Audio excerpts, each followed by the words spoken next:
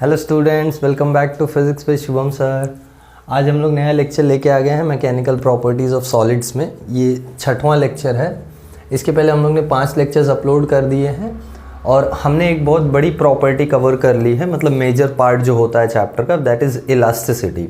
तो हमने पूरा इलास्टिसिटी चैप्टर में कवर कर लिया है। अब हम लोग दूसरी प्रॉपर्टी आज पढ़ने जा रहे हैं, that is friction in solids. This is very very very important, friction in solids. ये हमको पढ़ना है कि सॉलिड्स में जो फ्रिक्शन की प्रॉपर्टी है उसका क्या साइंस है या उसके पीछे क्या रीज़न है, उसके पीछे क्या मैथमेटिकल फॉर्मूला है, ये हमको पढ़ना है। ठीक है, so we will be understanding friction in solids. Friction सबको मालूम है डे टू डे लाइफ में क्या होता है। जैसे मैं ये बोर्ड पे लिख रहा हूँ तो ये जो मार्कर की निब है और जो बोर्ड का सरफेस है उसमें फ्रिक्शन है, इसकी वजह से मैं ये लेटर्स बना पाता हूँ। अगर सोचो फ्रिक्शन नहीं होता तो ये पेन कभी रुकता ही नहीं ना। मैं लिखने का ट्राई करता कोई लेटर बनाने का, तो मैं यहाँ से स्टार्ट करता तो ये ऐसे चलता ही रहता, नहीं रुकता ना ये पेन। क्यों रुकेगा ये अगर फ्रिक्शन नहीं होगा? तो फ्रिक्शन होने की वजह से हम लेटर्स बना पाते हैं, है ना। Friction between the nib and the surface. वैसे ही अगर फ्रिक्शन नहीं होता तो हम चल नहीं पाते, है ना। अगर फ्रिक्शन नहीं मिलता ग्राउंड से मेरे पैर को तो मैं चल पाता क्या? नहीं ना, मैं तो फिसल के गिर जाता ना। तो फ्रिक्शन कंपलसरी होता है। At the same time friction हमारी एनर्जी भी ले लेता है। अब देखो, तुम चलते हो तो थक जाते हो ना। तुम सोचो अगर तुमको सिर्फ उड़ना हो, ऐसे आराम से तुम उड़ के चले जा सको एक जगह से दूसरे जगह, तो उसमें तुम्हारी एनर्जी लूज़ नहीं होगी। बट फ्रिक्शन है, तुमको फ्रिक्शन के अगेंस्ट वर्क करना पड़ता है, तो तुम्हारी एनर्जी जाती है ना।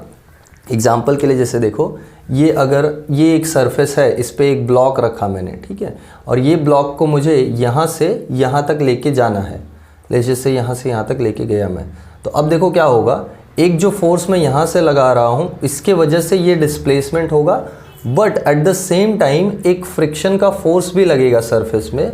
ये फ्रिक्शन का फोर्स इस डिस्प्लेसमेंट को अपोज करना चाहेगा, या बोल सकते हो जो तुम फोर्स लगा रहे हो उसको अपोज करना चाहेगा। और इस फ्रिक्शन के फोर्स के अगेंस्ट हम जो वर्क करेंगे वो एनर्जी लूज़ हो जाएगी, वो एनर्जी हीट के फॉर्म में चली जाएगी। अरे देखो, मैं अपना हाथ इस पर रफ करता हूँ, आवाज़ सुनाई पड़ रहा है? ये आवाज़ क्या है? ये आवाज़ है वो एनर्जी जो मैं यूज़ कर रहा हूँ अगेंस्ट फ्रिक्शन, और वो हीट और साउंड में कन्वर्ट हो जा रही है। मैं अपना हाथ यहाँ से यहाँ नीचे स्लाइड करा रहा हूँ, तो बोर्ड और मेरे हाथ में फ्रिक्शन है, मेरा हाथ इसमें चिपक रहा है, तो उसके वजह से मुझे अगेंस्ट द फ्रिक्शन वर्क करना पड़ रहा है ना। बोर्ड नहीं चाहता कि मेरा हाथ नीचे जाए, मैं ज़बरदस्ती नीचे लेके जा रहा हूँ। तो फ्रिक्शन बोलने का मीनिंग ये है कि फ्रिक्शन जो होता है वो नेसेसरी ईविल होता है। नेसेसरी ईविल का मतलब कि अगर ये नहीं होगा तो अपना काम नहीं चलेगा। अगर फ्रिक्शन नहीं होगा ना तो चीज़ें एग्जिस्ट नहीं करेंगी। मतलब कोई मॉलिक्यूल एक दूसरे के ऊपर रुक नहीं पाएगा विदाउट फ्रिक्शन। तो कोई भी चीज़ एज अ सब्सटेंस, या हम लोग स्टेट ऑफ मैटर देखें तो कोई भी स्टेट ऑफ मैटर पॉसिबल नहीं होगा बिना फ्रिक्शन के। तो कोई भी नेचर में कुछ भी चीज़ एग्जिस्ट नहीं करेगी, इसलिए फ्रिक्शन को हम लोग नेसेसरी ईविल बोलते हैं।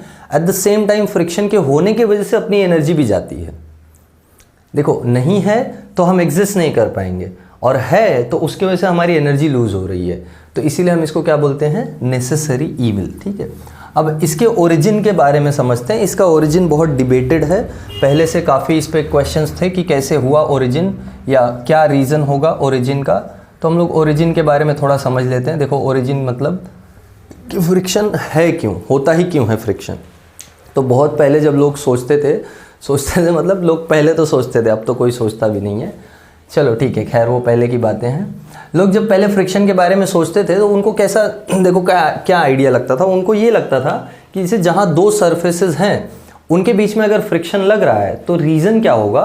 तो the first reason that they could think of कि जो दोनों सरफेसेस कांटेक्ट में है, जैसे मेरा हाथ और ये बोर्ड, तो ये दोनों सरफेसेस परफेक्टली स्मूथ नहीं है। मतलब ये दोनों सरफेसेस अगर माइक्रोस्कोप से देखो तो रफ होंगी ना, थोड़े थोड़े इरेगुलर स्ट्रक्चर्स होंगे। तो उन्होंने क्या बोला, उन्होंने बोला कि जो दो सरफेसेस कांटेक्ट में होती हैं वो रेगुलर ना होके, स्मूथ ना होके इरेगुलर होती हैं। तो जैसे ये एक सरफेस हो गई और ये एक दूसरी सरफेस हो गई, लाइक दिस। ये दोनों सरफेस इरेगुलर है। अब ये जब दोनों सरफेस एक दूसरे के ऊपर रब करेंगे या एक दूसरे के ऊपर आके मूव करना चाहेंगे तो क्या होगा। देखो, इनके जो इरेगुलर स्ट्रक्चर्स है फंसेंगे ना आपस में, है ना। ये इरेगुलर स्ट्रक्चर्स आपस में फंसेंगे, तो इसी को उन्होंने फ्रिक्शन बोल दिया। उन्होंने बोला कि जब दो सरफेसेस कांटेक्ट में हैं तो उनके सरफेसेस पे जो इरेगुलरिटीज़ हैं वो आपस में फंसती हैं, जो फ्रिक्शन को ओरिजिनेट करती हैं, ऐसा पहले का मानना था। तो उन्होंने उसके लिए क्या तरीका निकाला, उन्होंने उसके लिए तरीका क्या निकाला कि इस सरफेस को और स्मूथ बनाया जाए। उन्होंने सोचा कि अगर हम सरफेस को स्मूथ बना देंगे तो इरेगुलरिटीज़ तो नहीं रह जाएंगी, तो मतलब जब दोनों सरफेसेस कांटेक्ट में आएंगी तो कुछ फंसेगा नहीं, तो फ्रिक्शन नहीं रहेगा। बट ऐसा हुआ नहीं। हुआ ये कि जब उन्होंने दोनों सरफेसेस को स्मूथ बनाया और तब जब दोनों सरफेसेस कांटेक्ट में आए तब बल्कि फ्रिक्शन और ज़्यादा बढ़ गया, तब फ्रिक्शन और ज़्यादा बढ़ गया। मतलब जैसे मैं मेरा हाथ, ये देखो, ये पर्दे पे मैं मेरा हाथ फेरूँ तो पर्दा रफ़ है, पर्दे का जो सरफेस है वो रफ़ है, मेरा हाथ का सरफेस रफ़ है। वेरएज़ ये बोर्ड ज़्यादा स्मूथ है, मैं अपना हाथ इस बोर्ड पे फेरूँ तो बोर्ड पे ज़्यादा चिपक रहा है, ये बोर्ड पे फ्रिक्शन ज़्यादा है, यहाँ फ्रिक्शन कम है, यहाँ फ्रिक्शन ज़्यादा है। इरेगुलरिटीज़ यहाँ ज़्यादा हैं, इरेगुलरिटीज़ यहाँ कम है। ये बोर्ड देखो ना, प्लेन है ना, इसको जितना हो सके उतना स्मूथ बनाया गया है। तो ये इस कपड़े के कंपैरिजन में ज़्यादा स्मूथ हुआ ना, तो स्मूथ ज़्यादा होने के बाद भी यहाँ फ्रिक्शन ज़्यादा है। तो मतलब फ्रिक्शन इरेगुलरिटीज़ की वजह से नहीं आ रहा है, फ्रिक्शन इरेगुलरिटीज़ की वजह से नहीं आ रहा है। तो क्या रीज़न होगा फ्रिक्शन के पीछे? तो फ्रिक्शन के पीछे जो फाइनल एक्सेप्टेड रीज़न है वो ये है कि जब दो बॉडीज़ कांटेक्ट में होती हैं, दो सरफेसेस कांटेक्ट में होते हैं, तो उनके जो मॉलिक्यूल्स हैं ना, उनमें फोर्स ऑफ अट्रैक्शन होता है, called as cohesive force of attraction. देखो, इंटरमॉलिक्यूलर फोर्स ऑफ अट्रैक्शन का दो टाइप होता है, एक होता है कोहेसिव और एक होता है एडेसिव। तो ये जो फ्रिक्शन है ना, ये उन्हीं इंटरमॉलिक्यूलर फोर्सेस ऑफ अट्रैक्शन के वजह से बना है। मतलब जब दो सरफेस कांटेक्ट में होंगे, जैसे मैं इंटरमॉलिक्यूलर फोर्सेस का बात करूं, समझ लेते हैं ना अच्छे से क्या है एक्चुअल में फ्रिक्शन। इंटरमॉलिक्यूलर फोर्सेस, तुमको इंटरमॉलिक्यूलर फोर्सेस मालूम है ना, force of attraction between molecules, force of attraction between molecules, ठीक है। इसके दो टाइप्स हैं। पहला टाइप है कोहेसिव फोर्स। कोहेसिव फोर्स क्या होता है? कोहेसिव फोर्स होता है force of attraction between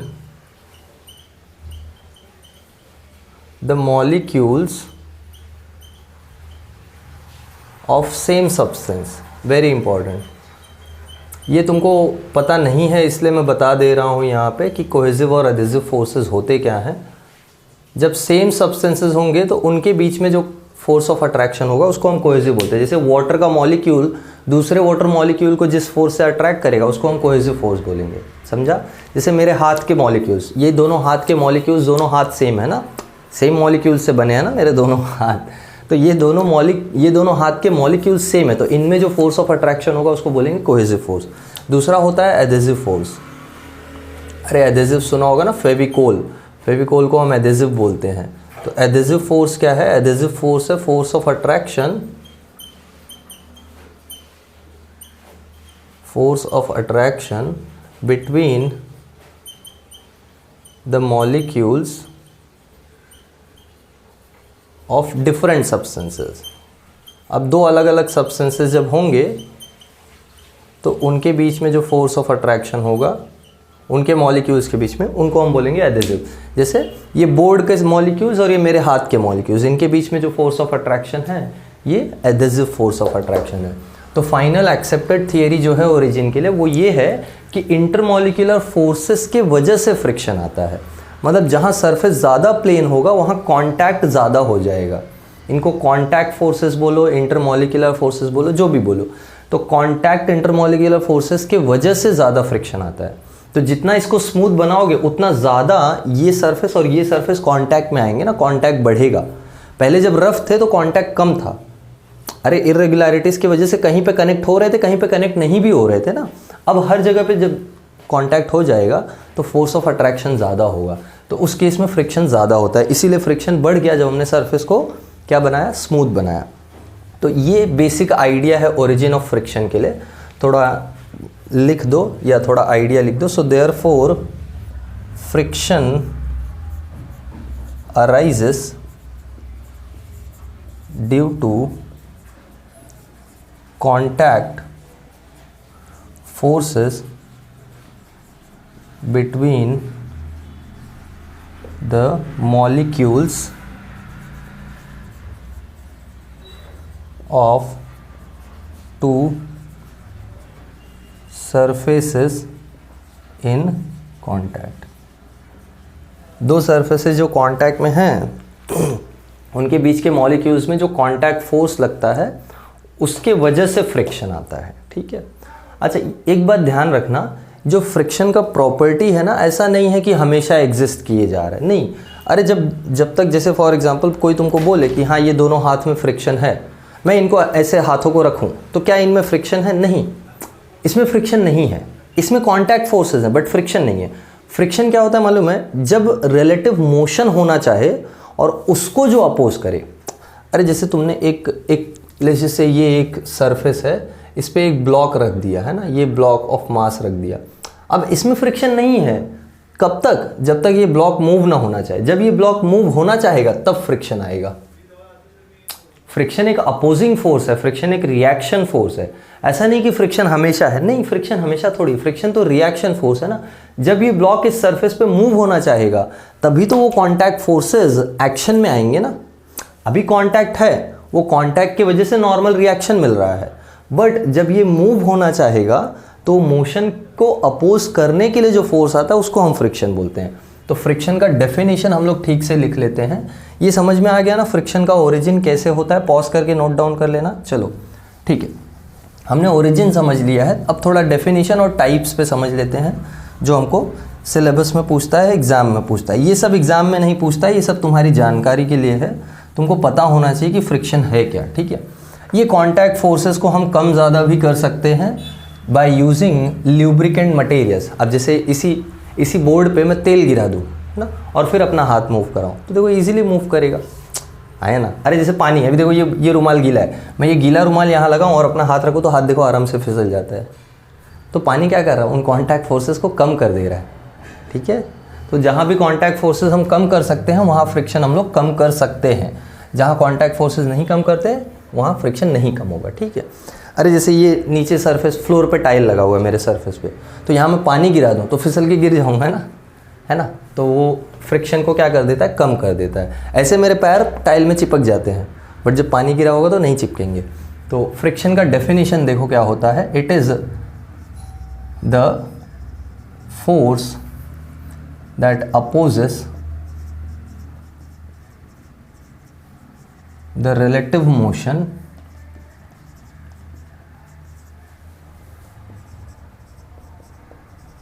between two surfaces in contact। दो सरफेस जो कांटेक्ट में है, अगर उनमें रिलेटिव मोशन होना चाहे तो फ्रिक्शन उसको अपोज करे। जैसे ये मेरे दोनों हाथ ये कांटेक्ट में है, अब इनको मैं ऐसे मूव कराना चाहूँ, रिलेटिव मोशन हो रहा है ना, इसके कंपैरिजन में ये वाला मूव कर रहा है और इसके कंपैरिजन में ये वाला मूव कर रहा है। रिलेटिव मोशन याद है कुछ? तो रिलेटिव मोशन जब भी होगा उसको ये अपोज करेगा। रिलेटिव मोशन हो या टेंडेंसी ऑफ मोशन हो तो भी, सिर्फ रिलेटिव मोशन को ही नहीं, रिलेटिव मोशन की टेंडेंसी को भी। It opposes the relative motion between the two surfaces in contact और also the tendency of relative motion. मतलब अगर रिलेटिव मोशन होना भी चाहे तो उसको भी अपोज करेगा ये। जैसे ये हाथ में इस पर रखूं और इसको, जब तक हाथ इस पर है तब तक कोई फ्रिक्शन नहीं, बट जब इस हाथ को मैं चलाना चाहूँ नीचे या ऊपर तब फ्रिक्शन आता है ना। हाँ या ना। अरे जब तक ये हाथ यहाँ पड़ा हुआ है कोई प्रॉब्लम नहीं है, बट जब नीचे जाना चाहता है ये हाथ तब फ्रिक्शन आता है। तो अगर मैं इस हाथ को यहाँ रखूँ तो क्या फ्रिक्शन है या नहीं? थोड़ा सोच के बोलो। अभी भी फ्रिक्शन है। क्यों मालूम है? क्योंकि मेरे हाथ को ग्रेविटी नीचे की तरफ खींच रहा है ना। मैं अगर अपना हाथ फ्रीली ऐसे छोड़ दूं तो इस पर हाथ चिपका हुआ है, गिर नहीं रहा है। क्यों मालूम है? क्योंकि ग्रेविटी जो फोर्स से खींच रहा है, फ्रिक्शन उतने ही फोर्स से सपोर्ट करके बचा ले रहा है। तो अगर मेरे को इसको नीचे ले जाना है तो मेरे को एक्स्ट्रा फोर्स लगाना पड़ता है। ठीक है।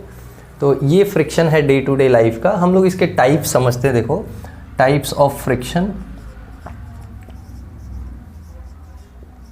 हमको 3 बहुत इंपॉर्टेंट टाइप्स पढ़ने हैं। पहला होता है स्टैटिक फ्रिक्शन।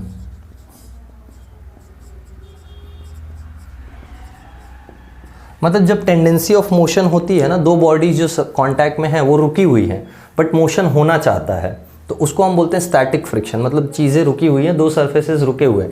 जैसे ये हाथ रुका हुआ है, अब मुझे मूव कराना है तो मुझे कुछ फोर्स लगाना पड़ेगा। ये एग्जांपल के लिए ब्लॉक ले लेते हैं अभी, थोड़ा और हम लोग फिज़िक्स वाला एग्जांपल लेके चलते हैं तो समझ में आएगा थोड़ा अच्छे से। देखो जैसे मेरे पास ये एक सरफेस है, ठीक है, और ये एक ब्लॉक है, ये एक ब्लॉक है। थोड़ा ध्यान से देखो, मुझे इस ब्लॉक को मूव कराना है। सुनो ठीक से, मुझे इस ब्लॉक को मूव कराना है। मैं एक फोर्स लगाता हूँ ब्लॉक को मूव कराने के लिए, और यहाँ से फ्रिक्शन का फोर्स आएगा जो इस मोशन को अपोज करेगा, राइट। अब ज़रा ध्यान से समझो, ज़रूरी नहीं है कि ये ब्लॉक मूव ही हो जाए एफ फोर्स से। क्यों नहीं मूव होगा? क्योंकि हो सकता है फ्रिक्शन ज़्यादा हो सकता है फ्रिक्शन ज़्यादा हो। तो अगर सपोज मैं एफ को बढ़ाते जाऊँ तो कोई एक वैल्यू होगी जिस पे ये ब्लॉक मूव होना जस्ट स्टार्ट करेगा। क्या बोला मैंने? एक वैल्यू ऑफ दिस, ये जो एफ मैं लगा रहा हूँ ना, इसकी कोई एक वैल्यू होगी जिस पे ये ब्लॉक जस्ट मूव होना स्टार्ट करेगा। अरे एग्जांपल के लिए गाड़ी ले लो, एक गाड़ी खड़ी है, तुमको उसको धक्का मार के आगे धकेलना है, तो तुम धक्का मारना चालू करते हो। ऐसा थोड़ी कि छूते ही गाड़ी भागने लगती, नहीं, उसको धक्का लगाना पड़ता है, फोर्स बढ़ाते रहो, एक टाइम पे आके वो गाड़ी आगे बढ़ना चालू होती है। तो वो जो रोक रहा था गाड़ी को आगे जाने से, वो क्या था? वो फ्रिक्शन ही था ना। तो तुम जितना अपना फोर्स बढ़ाते जा रहे हो, फ्रिक्शन भी उतना ही बढ़ते जा रहा है। हाँ, एक टाइम ऐसा आ जाता है जब तुम्हारा फोर्स इतना बढ़ जाता है कि फ्रिक्शन अब उसको अपोज नहीं कर पा रहा है, तब गाड़ी आगे की तरफ जाने लगती है। तो वैसे ही मैं यहाँ फोर्स लगा रहा हूँ, लगाए जा रहा हूँ, एक टाइम ऐसा आएगा जब ये फोर्स फ्रिक्शन की मैक्सिमम वैल्यू से ज़्यादा हो जाएगा। तुम लॉजिकली समझ लो, जैसे मैं यहाँ से एफ फोर्स लगा रहा हूँ, ठीक है, यहाँ से फ्रिक्शन आ रहा है इसको बैलेंस करने के लिए। सुनो ये एफ फोर्स को मैं बढ़ाऊँ तो फ्रिक्शन भी बढ़ेगा। क्यों? अगर फ्रिक्शन पहले से ज़्यादा होगा तो प्रॉब्लम क्या है? मैंने एफ फोर्स लगाया, यहाँ का जो फ्रिक्शन है वो ज़्यादा है, तो ये ब्लॉक तो इधर चलने लगेगा। ऐसा कभी हुआ है क्या? ऐसा कभी हुआ है क्या ब्लॉक इधर चलने लगे अपने आप से? नहीं, ब्लॉक अपने आप से क्यों इधर चलेगा? जैसे एग्जाम्पल के लिए, जैसे ये डस्टर का एग्जाम्पल ले लो। ये डस्टर मेरे हाथ पे पड़ा है, मुझे इसमें मोशन कराना है, तो मैं कुछ फोर्स लगाता हूँ, तुरंत फोर्स लगाने पे चालू नहीं हो जाएगा, फ्रिक्शन अपोज कर रहा है, तो मुझे फोर्स बढ़ाना है। एक टाइम ऐसा आएगा जब मैं फोर्स इतना लगा देता हूँ कि ये सरफेस जो है वो ब्लॉक को रोक नहीं पाता है। तो जब तक ये सरफेस ब्लॉक को रोक पा रहा है तब तक फ्रिक्शन अपना वैल्यू बढ़ाते जा रहा है। एक टाइम ऐसा आएगा कि फ्रिक्शन की वैल्यू और नहीं बढ़ सकती है। तो जो वैल्यू फ्रिक्शन की मैक्सिमम होती है ना सरफेस के लिए, उसको हम बोलते हैं लिमिटिंग वैल्यू ऑफ फ्रिक्शन। उसको हम क्या बोलते हैं? Limiting value of friction. मतलब फ्रिक्शन उतना ही हो सकता है मैक्स टू मैक्स, उससे ज़्यादा नहीं हो सकता है। फ्रिक्शन उतना ही हो सकता है मैक्स टू मैक्स। अब इस लिमिटिंग वैल्यू के बारे में थोड़ा समझ लेते हैं ठीक से। देखो जैसे ये ब्लॉक लिया मैंने, सपोज़ ये ब्लॉक था 10 किलो का, ठीक है। मुझे इसका मोशन स्टार्ट करने में, मैं तुमको थोड़ा एक नंबर लेके रेफरेंस देता हूँ। सपोज़ इसका मोशन स्टार्ट करने में मेरे को लगा 50 न्यूटन का फोर्स, ठीक है। देखो दूसरा एक एग्जांपल लेते हैं और रेफरेंस से समझो मैं क्या बोलना चाह रहा हूँ। जैसे मैं ये ब्लॉक दूसरा ले लूँ, सपोज़ अब ये ब्लॉक है और इसका मास ज़्यादा है, ठीक है, इसका मास ज़्यादा है। ये 10 किलो का था, लेट्स से ये 30 किलो का ब्लॉक है, 30 kg का ब्लॉक है ये, ठीक है। अब मुझे इसका मोशन स्टार्ट करने के लिए तुम सोच के बताओ, क्या 50 न्यूटन ही फोर्स लगेगा? 10 किलो का मोशन, 10 किलो वाले ब्लॉक को घसकाने के लिए मुझे 50 न्यूटन का फोर्स लगा, तो क्या 30 किलो वाले ब्लॉक को भी घसकाने के लिए 50 न्यूटन का फोर्स लगेगा? नहीं। अरे एक कार है, उसको धक्का मार के चालू करना है, तो जितना फोर्स लगा एज कम्पेयर टू एक ट्रक है, उसको धक्का मार के चालू करना है, तो ट्रक और कार दोनों में अलग अलग फोर्सेस लगेंगे ना। ट्रक में ज़्यादा फोर्स लगेगा, कार में कम फोर्स लगेगा, यानी मास बढ़ा तो ये जो फोर्स है ये भी बढ़ जाएगा। यानी ये जो फोर्स ऑफ फ्रिक्शन, ये जो फोर्स हम लोग लगा रहे हैं मोशन चालू करने के लिए, वो डिपेंड किस पे कर रहा है? वो बॉडी के मास पे डिपेंड कर रहा है। बट इन रियलिटी अगर हम लोग देखें तो ये मास पे भी नहीं डिपेंड कर रहा है, ये एक्चुअली नॉर्मल रिएक्शन पे डिपेंड कर रहा है। किस पे डिपेंड कर रहा है? ये नॉर्मल रिएक्शन पे। तो यहाँ जो इसका वेट है उसके वजह से जो नॉर्मल रिएक्शन प्रोड्यूस हो रहा है वो कुछ है, और यहाँ जो इसका वेट है उसके वजह से जो नॉर्मल रिएक्शन प्रोड्यूस हो रहा है वो ज़्यादा है। तो ये जो लिमिटिंग वैल्यू ऑफ फ्रिक्शन है ना, एफ एल का मैं यहाँ पे नाम लिख देता हूँ। F L is limiting value of friction offered by the surface. ये मैक्सिमम वैल्यू है, this is the maximum value of force of friction. ये समझ में आया? फ्रिक्शन का मैक्सिमम इतना वैल्यू हो सकता है, इसके बाद फ्रिक्शन और नहीं बढ़ सकता है। तो जब फ्रिक्शन और नहीं बढ़ सकता है तो फ्रिक्शन बढ़ना बंद होके मोशन स्टार्ट हो जाता है। ठीक है, तो ये जो वैल्यू है इसी पे जस्ट मोशन स्टार्ट होता है। एफ एल जो है इसी पे जस्ट मोशन स्टार्ट होता है, और ये जो एफ एल है, this F L is directly proportional to the normal reaction. ये याद रखना, नॉर्मल रिएक्शन पे डायरेक्टली डिपेंडेंट है। जितना ज़्यादा नॉर्मल रिएक्शन उतना ज़्यादा फोर्स ऑफ फ्रिक्शन। तुम बोलोगे सर क्यों नहीं वेट पे हम लोग इसको बोल देते हैं डिपेंडेंट या प्रोपोर्शनल। वेट पे बोलना सही नहीं है। क्यों?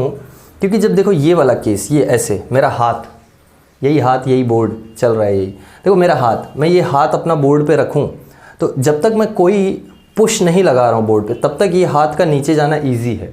अब यही इस हाथ को मैं इस पर ज़ोर से दबा के रखूँ और अब नीचे ले जाना चाहूँ तो डिफ़िकल्ट हो गया ना।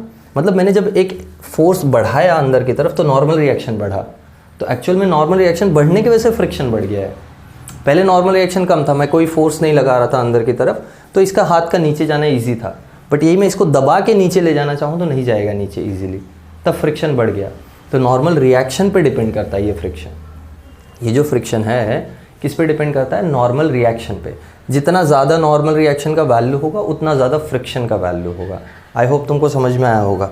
तो नॉर्मल रिएक्शन बढ़ाएंगे तो फ्रिक्शन बढ़ेगा, और इसको अगर मैं प्रोपोर्शनैलिटी हटाऊँ तो मुझे मिलता है कोएफिशिएंट ऑफ स्टैटिक फ्रिक्शन। ये स्टैटिक फ्रिक्शन का कोएफिशिएंट मिलता है हमको। कोएफिशिएंट ऑफ स्टैटिक फ्रिक्शन क्या बताएगा? कोएफिशिएंट ऑफ स्टैटिक फ्रिक्शन बताएगा कि दो सरफेसेस जो कांटेक्ट में हैं उनमें कितना ज़्यादा फ्रिक्शन है। ठीक है, तो this is coefficient of static friction. यहाँ से कोएफिशिएंट ऑफ स्टैटिक फ्रिक्शन का फॉर्मूला निकालोगे तो क्या आ जाएगा? Limiting value upon normal reaction. तो ये दो फॉर्मूलाज तुमको याद रखने हैं, बहुत इंपॉर्टेंट है। अब और कुछ बातें थोड़ी ये लिमिटिंग फोर्स के बारे में। ये जो लिमिटिंग फोर्स ऑफ फ्रिक्शन है या जो फोर्स ऑफ फ्रिक्शन है ये सेल्फ एडजस्टिंग होता है। Force of friction is self adjusting. यही मैं तुमको काफ़ी टाइम से समझा भी रहा हूँ ना। जैसे सपोज़ मुझे इसको मोशन को चालू करने के लिए 50 न्यूटन का फोर्स चाहिए था, मैं 10 न्यूटन का फोर्स लगाऊं तो 10 न्यूटन पे ये चालू तो नहीं होगा। सिंपल सा लॉजिक है, 10 न्यूटन पे इसका मोशन चालू नहीं होगा। बट क्या 10 न्यूटन पे ये फोर्स ऑफ फ्रिक्शन अपना मैक्सिमम होगा? नहीं, मैक्सिमम तो 50 न्यूटन होगा ना, क्योंकि 50 पे चालू हो रहा है मोशन। यानी 50 पे ये और ये दोनों ऑलमोस्ट एकदम कैंसिल हो जा रहा है और मोशन जस्ट स्टार्ट हो रहा है। तो ऑलमोस्ट इसका वैल्यू 50 के आसपास है, एकदम क्लोज बाय होगा। तो अगर मैं यहाँ 50 न्यूटन नहीं लगा के 10 न्यूटन लगा रहा हूँ तो फ्रिक्शन 50 न्यूटन नहीं होगा, फ्रिक्शन भी 10 न्यूटन ही आएगा। फ्रिक्शन 10 न्यूटन आके उस 10 न्यूटन को कैंसिल कर देगा, ब्लॉक मूव नहीं करेगा कहीं भी, ना इधर ना इधर। अगर सोचो फ्रिक्शन ज़्यादा हो जाए, फ्रिक्शन का वैल्यू ऑलरेडी 50 है, तुम 10 ही लगा रहे हो, तो ये ब्लॉक तो इधर चलने लगेगा ना। ये पॉसिबल नहीं। कोई चीज़ पड़े पड़े अपने आप किसी डायरेक्शन में जाती है क्या? नहीं। मतलब ये जो फ्रिक्शन है ये जितना तुम लगाओगे उतना ये होगा। हाँ, ये वैल्यू बढ़ाते बढ़ाते ये वैल्यू बढ़ेगा और एक टाइम आएगा कि ये वैल्यू इतनी ज़्यादा हो जाएगी कि ये अब और नहीं बढ़ सकता है। ये जो फ्रिक्शन का फोर्स है ये बढ़ते बढ़ते एक हद तक बढ़ सकता है, एक एक्सटेंट तक बढ़ सकता है, उससे ज़्यादा नहीं बढ़ सकता है। तो जो एक्सटेंट तक ये बढ़ सकता है वही ये है लिमिटिंग वैल्यू। और ये जो वैल्यू है ये सेल्फ एडजस्टिंग है। क्यों सेल्फ एडजस्टिंग है? क्योंकि जब मैं 10 न्यूटन लगा रहा हूँ तो ये 10 न्यूटन होके कैंसिल हो जाता है। 20 लगाओगे तो 20 होके कैंसिल हो जाएगा, 30 लगाओगे तो 30 होके, 40 लगाओगे तो 40 होके, 50 लगाओगे तो 50 होगा ये। अब उससे ज़्यादा नहीं जा सकता। तो 50 से थोड़ा भी बढ़ाया तो अब ये नहीं बढ़ सकता है, तो अब ये आगे की तरफ मूव करने लगेगा। आई होप आप समझ में आया होगा। अच्छा, ये जो सेल्फ एडजस्टमेंट है ये सिर्फ वैल्यू में नहीं है, डायरेक्शन में भी है। ये 50 न्यूटन यहाँ लगाने पे यहाँ फोर्स स्टार्ट, इस डायरेक्शन में मोशन स्टार्ट हो रहा था। अब मैं क्या करता हूँ, देखो अब मैं ये 10 न्यूटन यहाँ से लगाता हूँ तो अब ये फोर्स ऑफ फ्रिक्शन यहाँ लगेगा। अगर फोर्स अभी भी इधर, फ्रिक्शन अभी भी इधर लग रहा है तब तो ये चालू हो जाएगा मोशन। तो फ्रिक्शन डायरेक्शन में भी सेल्फ एडजस्टिंग होता है। तुम दूसरे डायरेक्शन से फोर्स लगाने लगो, फ्रिक्शन अपने आप अपना डायरेक्शन चेंज कर लेगा। तो friction is self adjusting in magnitude as well as direction. I hope समझ में आया मैंने क्या बोला। ये अपना मैग्नीट्यूड और डायरेक्शन दोनों एडजस्ट कर सकता है। देखो जब मैं फिर से मेरा हाथ, जब मैं हाथ नीचे की तरफ ले जाना चाहता हूँ तो फ्रिक्शन ऊपर की तरफ लगेगा, और जब मैं हाथ ऊपर की तरफ ले जाना चाहता हूँ तो फ्रिक्शन नीचे की तरफ लगेगा। यही समझा रहा हूँ तुमको। डिपेंड करता है कौन से तरीके का मोशन होना चाहता है, उसके हिसाब से फ्रिक्शन अपने आप को एडजस्ट कर लेता है। तो ये याद रखना, limiting value of force of friction हम लोग कैसे निकालते हैं। और ये सब स्टैटिक फ्रिक्शन का बात चल रहा है, स्टैटिक फ्रिक्शन के लिए है ये सब। और ध्यान रखो नॉर्मल रिएक्शन पे डिपेंडेंट है, वेट पे डिपेंडेंट नहीं। हाँ, इस केस में नॉर्मल रिएक्शन वेट के इक्वल होगा। ये वाले पर्टिकुलर केस में नॉर्मल रिएक्शन वेट के इक्वल होगा, बट इस वाले केस में नॉर्मल रिएक्शन वेट के इक्वल नहीं होगा। देखो वेट तो नीचे की तरफ है ना, नॉर्मल रिएक्शन ऐसे। नॉर्मल रिएक्शन क्या होता है, सरफेस को परपेंडिकुलर। तो नॉर्मल रिएक्शन ये है, वेट के इक्वल नहीं है नॉर्मल रिएक्शन। हाँ, इस केस में वेट के इक्वल होगा नॉर्मल रिएक्शन। तो यहाँ हम लोग बोल सकते हैं कि नॉर्मल रिएक्शन को वेट से सब्स्टिट्यूट कर सकते हैं, बट हर जगह नहीं कर सकते। तो हर जगह के लिए जनरल फॉर्मूला ये है नॉर्मल रिएक्शन, समझा। चलो, ये हो गया पहला type of friction which is called static friction. This is very very important. I hope तुमको समझ में आया होगा। ये कब यूज़ होता है या इसका वैल्यू कहाँ आता है। इसका वैल्यू तब आता है जब दो बॉडीज़ में या दो सरफेसेस में रिलेटिव मोशन स्टार्ट होने वाला है, when there is a tendency of relative motion. ठीक है, ऑल राइट। चलो, नोट डाउन किया पॉज करके। ओके, सेकेंड टाइप देखते हैं हम लोग, which is called as kinetic friction. Kinetic friction ऐसा फ्रिक्शन है जो जब रिलेटिव मोशन होता है तब जो फ्रिक्शन लग रहा है उस पर। मतलब एग्जाम्पल के लिए, ये ब्लॉक जब तक मूव होना चालू नहीं हुआ था तब तक जो फ्रिक्शन का हम बात कर रहे थे वो कौन सा था, स्टैटिक। अब सपोज ये ब्लॉक मूव होना चालू हो गया है, लेट्स से हम लोग दूसरे टाइप का बात करते हैं, काइनेटिक फ्रिक्शन, है ना। काइनेटिक फ्रिक्शन क्या है, ये सरफेस है और ये ब्लॉक है। अब सपोज ये ब्लॉक मूव कर रहा है किसी स्पीड v से, ध्यान दो, किसी स्पीड v से ये ब्लॉक मूव कर रहा है, तो इसका मोशन को अपोज करेगा ना फ्रिक्शन। ये आया अपना फ्रिक्शन, ये फ्रिक्शन अपोज करेगा। अब ध्यान से देखो, ये फ्रिक्शन अपोज करने के वजह से ये ब्लॉक रुक सकता है ना। रुक सकता है मतलब क्या, रुकेगा ही ना, न्यूटन्स फर्स्ट लॉ। ये ब्लॉक v स्पीड से चल रहा है, इस पर एक फ्रिक्शन का फोर्स इधर है, तो ऑफकोर्स ये स्पीड कम होगी धीरे धीरे, क्योंकि डिसलरेशन लगाएगा ये फ्रिक्शन। अब समझो ध्यान से, अब अगर ये मोशन मुझे इसी स्पीड से कंटिन्यू रखना है तो मुझे एक फोर्स लगाना पड़ेगा। तो ये जो फोर्स मैं लगा रहा हूँ ये किसके इक्वल होना चाहिए, इसके इक्वल, है ना, इसके इक्वल होना चाहिए ना। और ये मैक्स टू मैक्स फ्रिक्शन कितना लगा सकता है वैल्यू, अपना लिमिटिंग वैल्यू लगा सकता है। डिफरेंस क्या है समझो, डिफरेंस ये है कि जब मोशन स्टार्ट होना चाहता था, जब सिर्फ स्टार्टिंग था मोशन का, हम लोग को सिर्फ स्टार्ट करना था मोशन, तब जो फ्रिक्शन था वो ज़्यादा था। अब जब ये चल रहा है तो इसको सिर्फ अगर मोशन में रखना है तब जो फ्रिक्शन है वो कम है। जैसे ये टेबल है, इसको मेरे को घसीट के आगे ले जाना है या खींच के आगे ले जाना है, तो इसको खींच के जस्ट मोशन स्टार्ट करना डिफिकल्ट होगा। बट एक बार जब ये खींचना चालू हो गया तब उसके बाद इसको आराम से हम खींच सकते हैं। बात समझ में क्या बोल रहा हूँ। जैसे तुमने देखा होगा ना ये, अरे यार देखो, एक गैस सिलेंडर है ना, गैस सिलेंडर रखा हुआ है, उसको पहले खींच के चालू करना मोशन डिफिकल्ट होता है, बट एक बार चालू हो जाए तो उसको चालू रखना इजी होता है।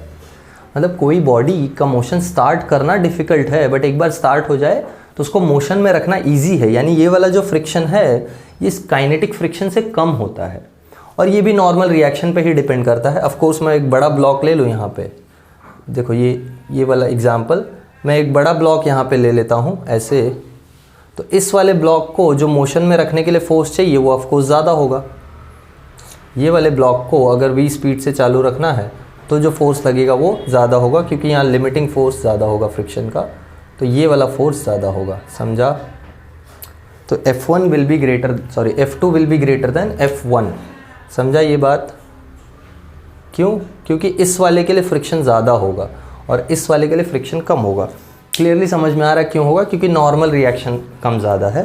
तो ये जो limiting value of kinetic friction है ये भी directly dependent to normal reaction है, और बस यही डिफरेंस है कि यहाँ जो कोएफिशिएंट आता है वो म्यू के आता है। ये म्यू के क्या है, अच्छा म्यू के मैंने लास्ट टाइम म्यू एस के बारे में नहीं लिखाया, वो लिख दो, कोएफिशिएंट ऑफ, ये है काइनेटिक फ्रिक्शन, ये कोएफिशिएंट ऑफ काइनेटिक फ्रिक्शन है, ठीक है। तो कोएफिशिएंट ऑफ काइनेटिक फ्रिक्शन का फॉर्मूला क्या आ जाएगा, limiting force upon normal reaction. समझा या नहीं? बॉडी को मोशन में रखना ज़्यादा इजी है as compare to motion start करना। अरे एग्जाम्पल के लिए बड़ा सा ब्लॉक पड़ा हुआ है, तुम उसको धक्का मार रहे हो, उसका जब मोशन चालू होगा तो वो डिफ़िकल्ट, चालू करना डिफ़िकल्ट है, बट एक बार चालू हो गया, वो मूव होना चालू हो गया तो उसको धक्का दे के चालू रखना ईजी है। गाड़ी का एग्जाम्पल ले लो ना, गाड़ी रुकी हुई, उसको धक्का मार के चालू करना है, तुमको धक्का मार के मूव कराना है। तो जब तुम धक्का लगाना चालू करते हो तो उसका स्टार्ट होना डिफ़िकल्ट है, मतलब मोशन जस्ट चालू होना डिफ़िकल्ट है, बट एक बार जब वो गाड़ी चालू हो जाती चलना, तब उसको ईजी है धक्का ले मार के ले जाना, है ना। आई होप सबको समझ में आ रहा है क्या चल रहा है। ओके, तो कोएफिशिएंट ऑफ काइनेटिक फ्रिक्शन के लिए ये है अपने पास। ये दूसरा वाला जो इसके पहले वाला हम लोग ने लिखा था म्यू एस, वो लिख देना वहाँ पे। ये है कोएफिशिएंट ऑफ स्टैटिक फ्रिक्शन।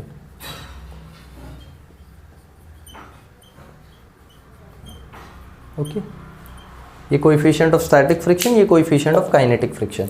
ये भी इक्वेशंस याद रखो दोनों, इक्वेशन 3, इक्वेशन 4। हमने पहले 1 और 2 लिखे थे ना। अब एक लास्ट होता है रोलिंग फ्रिक्शन। ये सबसे ज़्यादा इफेक्टिव, सबसे अच्छा रोलिंग फ्रिक्शन। जैसे वही जो गैस सिलेंडर का एग्जांपल लिया ना, वो गैस सिलेंडर जब रखा हुआ है तो उसको खींच के ले जाना, उसको मोशन स्टार्ट करना डिफ़िकल्ट है। एक बार चालू हो गया तो घसीटना ईजी है, बट उससे भी ईजी है उसको रोल करके ले जाना, है ना। इसी ब्लॉक को अगर सोचो, ये ब्लॉक का मास एग्जांपल कर लेते हैं। सपोज़ ये ब्लॉक का मास 100 किलो है। इसी 100 किलो का अगर मैं एक स्फेरिकल ब्लॉक बना दूं ऐसे, तो ये आराम से रोल होके चला जाएगा ना। इसको धक्का मार के ले जाना इजी होगा। तो रोलिंग फ्रिक्शन में वैल्यू बहुत कम होती है, रोलिंग फ्रिक्शन सबसे कम होता है, समझा। तो रोलिंग फ्रिक्शन पे हम लोग थोड़ा बात कर लेते हैं। ये नोट डाउन कर लो, स्टैटिक फ्रिक्शन, काइनेटिक फ्रिक्शन।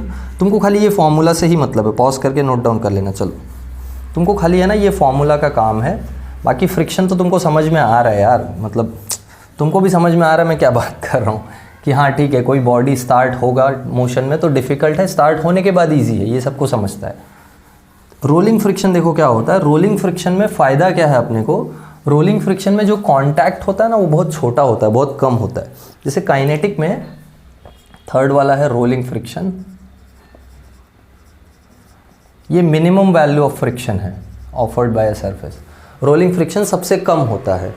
इसमें तुमको कोई फॉर्मूला वगैरह डिराइव नहीं करना है, बट फॉर्मूला एकदम सेम ही होगा जैसे बाकी दोनों का था ना, वैसे होगा। Limiting value of friction upon normal reaction, दोनों सेम ही होगा, बट वो छोड़ो, फॉर्मूला नहीं, हमको खाली थोड़ा डिस्कशन करना है। देखो जैसे ये एक ब्लॉक है, ये ब्लॉक है, सपोज़ ये ब्लॉक का मास 10 kg है, तो अब इस पर मैं फोर्स लगाऊं तो ये फोर्स ऑफ फ्रिक्शन, देखो ध्यान से है क्या यहाँ पे ये पूरा कांटेक्ट में है ना, ये पूरा सरफेस कांटेक्ट में है, तो फोर्स ऑफ फ्रिक्शन ज़्यादा लगेगा, क्योंकि ओरिजिन ऑफ फ्रिक्शन में हमने समझा ना, फ्रिक्शन आता क्यों है, कांटेक्ट फोर्सेस के वजह से, चिपके हुए हैं इसकी वजह से, फोर्स ऑफ कांटेक्ट दोनों मॉलिक्यूल्स में या दोनों सरफेसेस के मॉलिक्यूल्स में। तो यहाँ ज़्यादा मॉलिक्यूल्स कांटेक्ट में है ना, तो फोर्स ऑफ फ्रिक्शन ज़्यादा है, समझा।